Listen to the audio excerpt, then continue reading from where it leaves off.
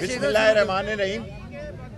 आज इमरान खान साहब से कोई 15-20 मिनट मुलाकात रही है और मुल्क के मौजूदा सियासी गंभीर संगीन और माशी तबाही और बर्बादी के हालात पर उनसे मुवस्सल बातचीत हुई है। कल इंशाअल्लाह लाल हवेली से हम 3-4 बजे अगर अल्लाह सुब्हान ताला को मंजूर हुआ तो महंगाई के ख़िलाफ़ इज्तिजाजी रैली भी निकालेंगे और दुनिया की कोई ताकत अल्लाह के फजलो करम से इलेक्शन का रास्ता नहीं रोक सकती।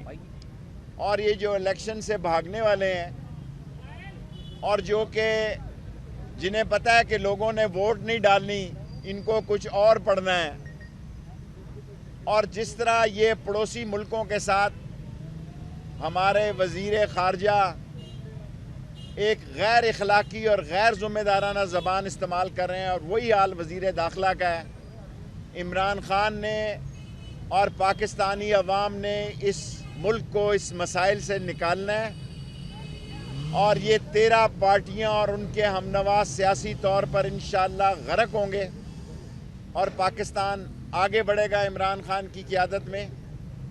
और ये पाकिस्तान में जो अफरा तफरी निफाक और मुल्क में जो हालात बनाना चाहते हैं, गरीब मर गया है, ना आटा है, ना घी है, ना तेल है, ना बिजली का बिल है, ना दवाई है, और ना माशी तबाही में इस हुकूमत की कोई ज़िंदगी है। 5 मिनट हो गए हैं, 5 मिनट आप सवाल शेख साहब ये बता दें कि इस वक्त एस्टेब्लिशमेंट के साथ पीटीआई का कोई राब्ता हुआ है? कोई राब्ता नहीं है एस्टेब्लिशमेंट से।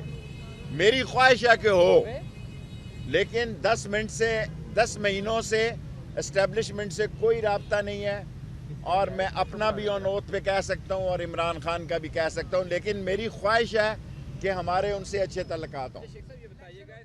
Like and subscribe to our channel Newsline 1.